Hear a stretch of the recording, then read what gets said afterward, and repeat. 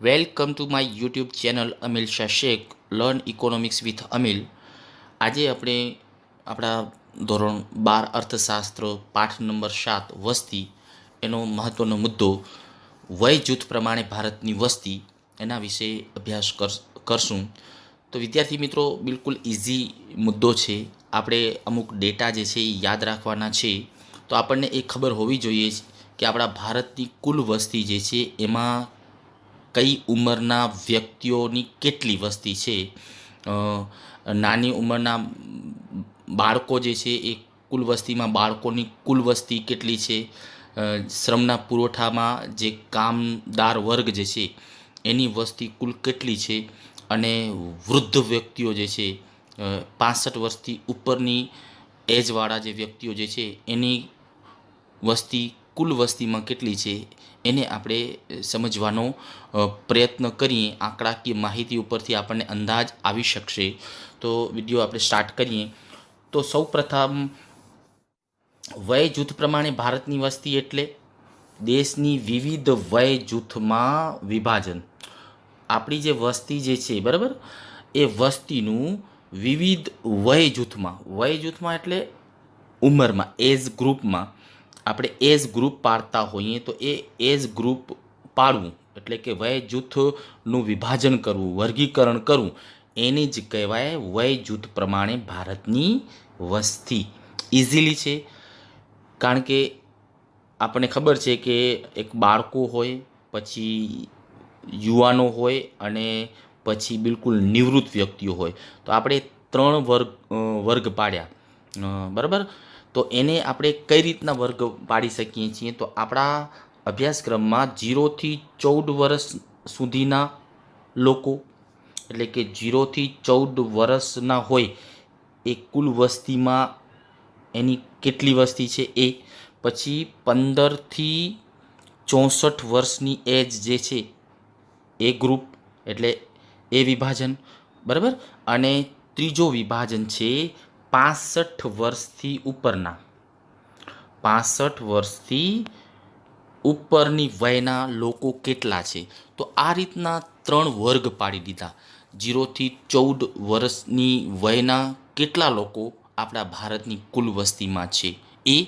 પછી 15 વર્ષથી કરી અને 64 વર્ષની વયના કુલ કેટલા લોકો આપણી કુલ વસ્તીમાં છે, ટકાવારી પ્રમાણ કેટલો છે એ.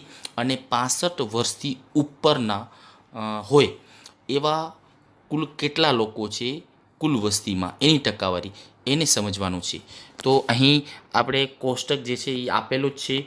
આ પાઠ જે છે એ સેન્સસ સર્વે જે પણ આંકડાકીય માહિતી રિપોર્ટ આપેલા છે એના ઉપરથી જ છે, આખી વસ્તીનો પાઠ છે. તો અહીં તમે જોઈ શકો છો કે વય જૂથ પ્રમાણે ભારતની વસ્તી જે છે એના ડેટા જે છે સેન્સસ ઓફ ઇન્ડિયા 2011, મતલબ કે 2011માં છેલ્લી વસ્તી ગણતરી થઈ એનો અહેવાલ છે, આ રિપોર્ટ છે. તો વય જૂથ પ્રમાણે ભારતની વસ્તી એની ટકાવારી આપણે જોઈ શકીએ છીએ. તો પહેલું કે 0થી 14 વર્ષ સુધીના લોકો કેટલા છે. પછી 15થી 64 વર્ષની એજના લોકો કેટલા છે. અને 65 વર્ષથી વધુ વયના લોકો કુલ વસ્તીમાં કેટલા છે. એ જુદા જુદા વર્ષોમાં એના આંકડા જે છે એ આપણને મળે છે. તો અહીં 2005માં, 2010માં, 2011માં અને આ અંદાજિત છે.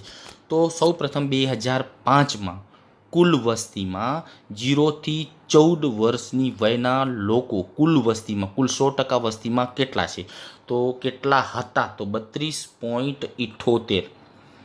કુલ 100% વસ્તી હોય એમાંથી 100%માંથી 32.78% વસ્તી કઈ એજવાળી હતી? તો 0થી 14 વર્ષની એજ. પછી 2010માં એ વસ્તી કેટલી હતી? તો 30.89%. કુલ વસ્તી 100%માંથી 30.89%. જ્યારે 2011માં ઘટીને 30.5% અને 2014નો અંદાજ હતો 29.21%. બરાબર. એ જ રીતના બીજું વય જૂથ જે છે 15થી 64 વર્ષની વય જૂથ, તો એ 2005માં આની કુલ વસ્તી કેટલી હતી? 62.44%. શેમાંથી? તો 100%માંથી 62.44% લોકો કઈ એજના હતા? 15થી 64 વર્ષની એજવાળા વયવાળા. પછી 63.99 100%માંથી 63.99% લોકો 15થી 64 વર્ષની વયના હતા. કયા સાલમાં? તો 2010માં. પછી 2011માં 64.3%. 100% વસ્તીમાંથી 64.3% વસ્તી જે છે એ 15થી 64 વર્ષની વય જૂથના હતા 2011માં. અને પછી એક અંદાજ છે 65.30, એવો અંદાજ બાંધેલો હતો કે 65.30% વસ્તી જે છે એ 2014માં 15થી 64 વર્ષની વયના હશે. તો અહીં તમે જોઈ શકો છો કે 15થી 64 વર્ષની વયના જે લોકો જે છે એ કયો જૂથ કહેવાય? તો એ જૂથ કે જેના ઉપર કામની જવાબદારી છે, જેને કામ કરવાનું હોય છે, મતલબ જે કામે જાય છે, રોજગારી મેળવવા જાય છે, એને આપણે અર્થશાસ્ત્રની ભાષામાં કહીએ છીએ શ્રમનો પુરવઠો. અને શું કહેવાય? તો એમાં મોસ્ટલી શ્રમનો પુરવઠો એટલે કે કામ કરનાર વર્ગનો જ સમાવેશ થાય છે, કે જેને કમાવાની જવાબદારી જેના સિરે છે એ શ્રમનો પુરવઠો. શ્રમના પુરવઠામાં આ વય જૂથના લોકોનો સમાવેશ થાય છે. પછી તમે જોઈ શકો છો કે 65 વર્ષથી વધુ એટલે કે વૃદ્ધ જેને આપણે કહીએ છીએ, તો વૃદ્ધોની સંખ્યા કુલ વસ્તીમાં 2005માં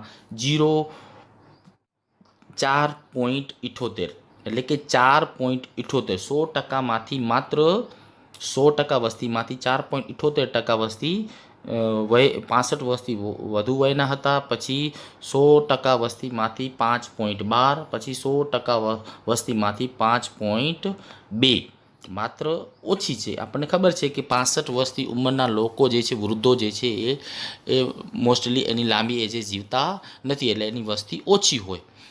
મતલબ કે એ ઉંમર જ એવી છે કે ત્યાં વૃદ્ધ થઈ ગયા હોય અને પછી મૃત્યુ પામતા હોય છે, એટલે એની વસ્તી ઓછી હોય. કુલ વસ્તીમાંથી એની વસ્તી ઓછી હોય એ સ્વાભાવિક છે, બરાબર.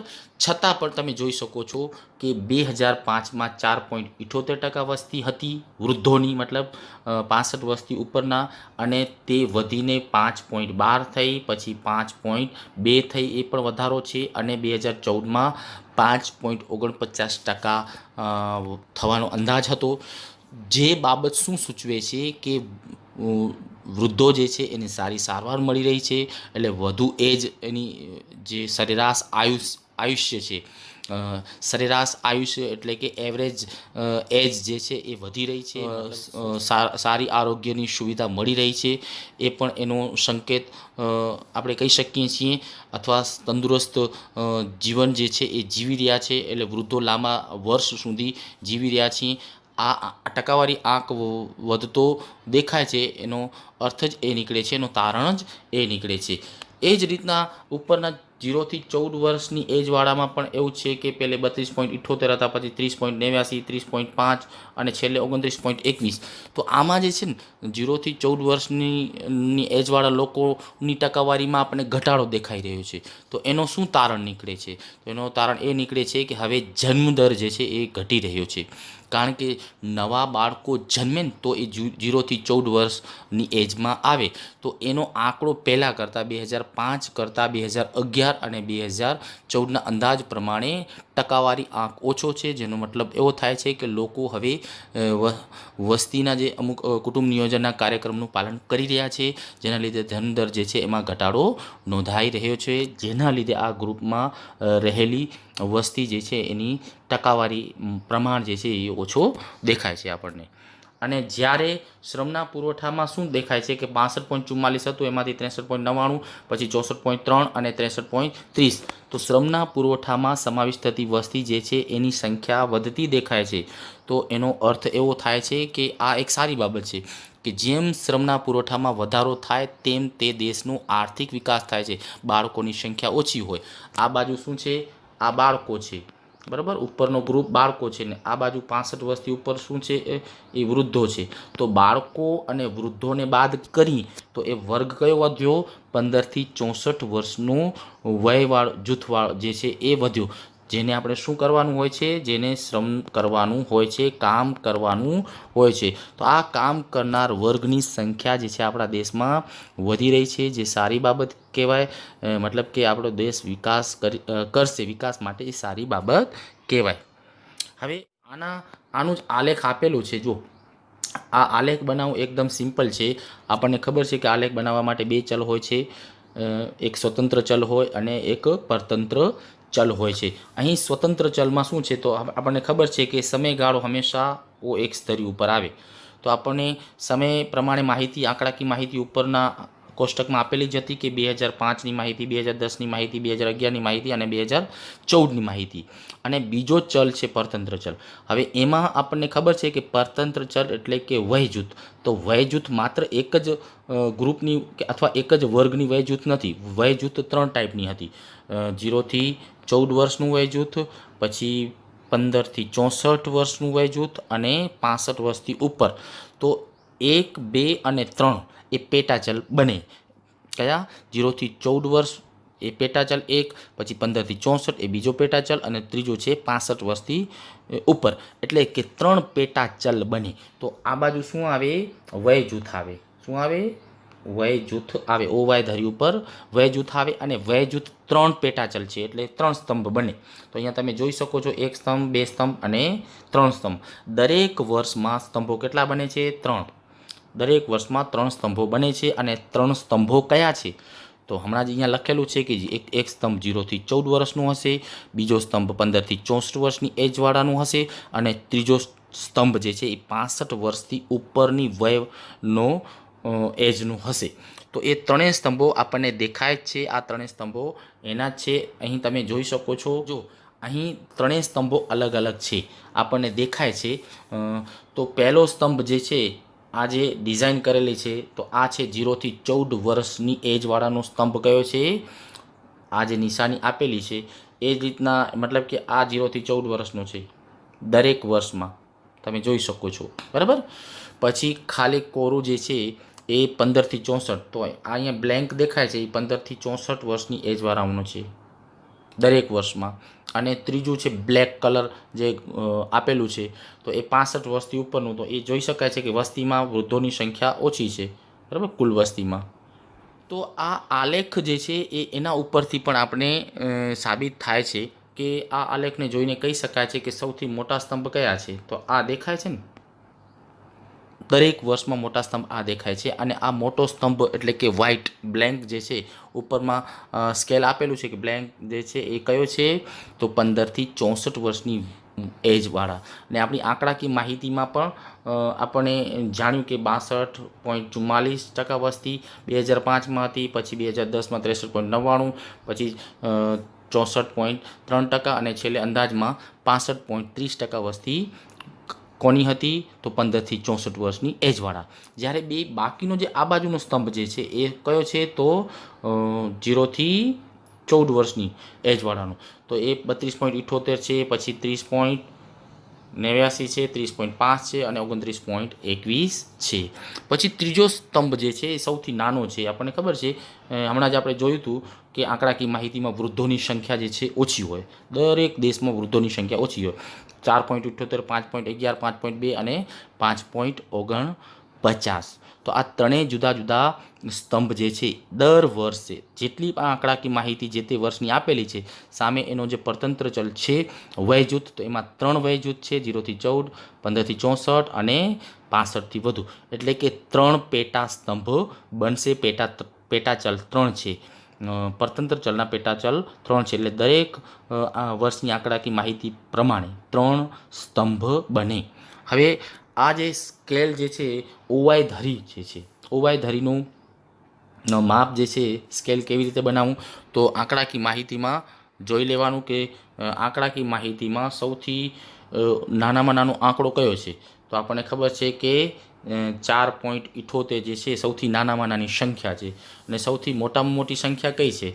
તો આપણને આંકડાકીય માહિતી ઉપરથી દેખાય છે કે 65 4.30 એટલે કે સૌથી નાનામાં નાની સંખ્યા 4.78 એને આપણે રાઉન્ડ ફિગરમાં 0 લઈ લઈએ, બરાબર. અને સૌથી મોટામાં મોટી સંખ્યા 65.30 એટલે રાઉન્ડ ફિગરમાં 70 લઈ લઈએ. એટલે કે 0થી કરી અને 70 વર્ષની વય એવું આપણે એક સ્કેલ બનાવી દઈએ. એટલે કે 1 સેન્ટીમીટર બરાબર 10 એ રીતના બની શકે. તો અહીં તમે જોઈ શકો છો કે 1 સેન્ટીમીટર બરાબર 10 છે. દેખાય છે દરેકનું અંતર કેટલું છે? 10 10નું અંતર આપણને દેખાય છે. આકૃતિ બનાવી એકદમ સરળ છે. આ શું છે? 10 20 30 40 50 60 અને 70 એ શું છે? વય છે. વય એટલે ઉંમર, બરાબર.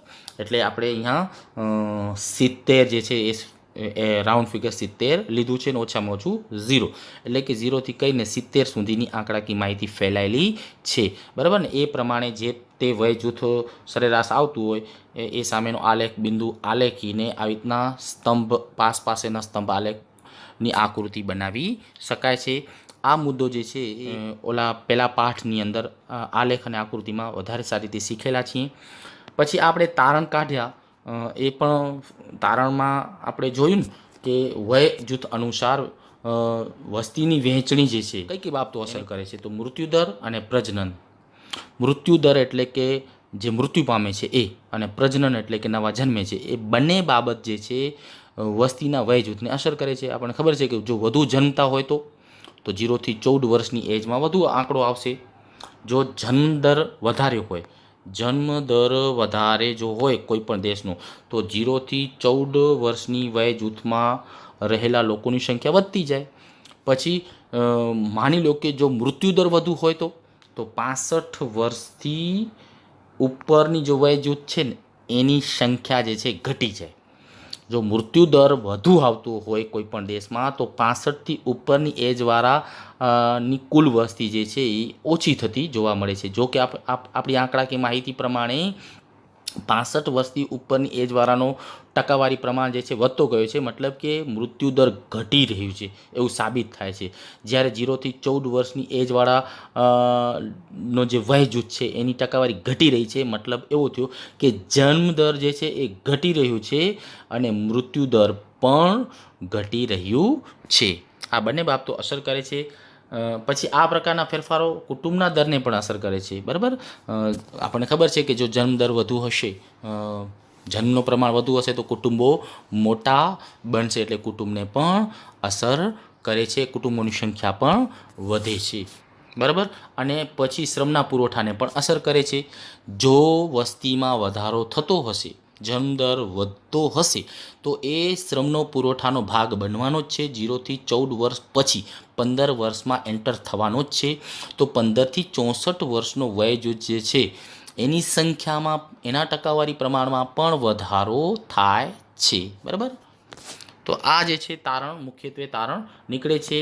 તો પછી જે છે આપણે એ તારણ કાઢ્યું કે 2005માં 0થી 14 વર્ષની વય લોકોનું પ્રમાણ કેટલું હતું? 32.78. પછી 2014માં ઘટીને કેટલું થયું? 29.21. આપણે આંકડાકીય માહિતીમાં હમણાં જ આપણે જોયું કે 0થી 14 વર્ષની વયના લોકોનું પ્રમાણ 32.78 હતું અને થઈ કેટલું ગયું? 29.21. મતલબ કે આ ટકાવારી પ્રમાણ ઘટ્યું છે. તો મતલબ કે 0થી 14 વર્ષના લોકો જે છે કુલ વસ્તીમાં એની સંખ્યા ઘટી છે. તો એનો અર્થ એવો થાય છે કે જન્મદર જે છે એ ઘટી રહ્યું છે. જન્મદર ઘટે એટલે એ 0થી 14 વર્ષની એજમાં સમાવિષ્ટ થતા લોકો જે છે એની સંખ્યા ઘટે, ટકાવારી ઘટે. પછી 2005માં 15થી 64 વર્ષની વય જૂથના લોકો કેટલા હતા? 62.44% હતા.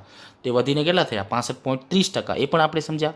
તો મતલબ કે 15થી 64 વર્ષની વયના લોકોનું પ્રમાણ જો કુલ વસ્તીમાં વધતો હોય, બરાબર, તો એ દેશ માટે સારી બાબત છે, બરાબર.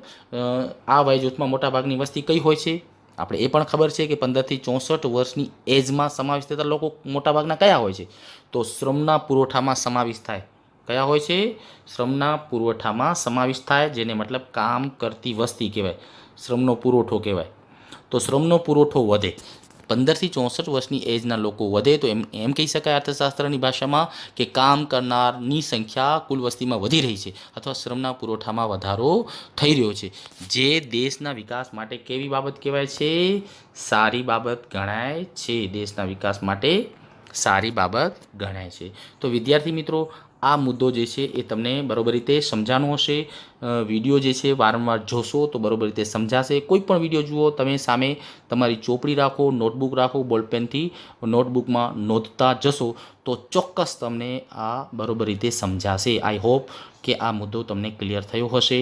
વિડીયો જોયો, સાંભળ્યો એ બદલ થેન્ક્સ.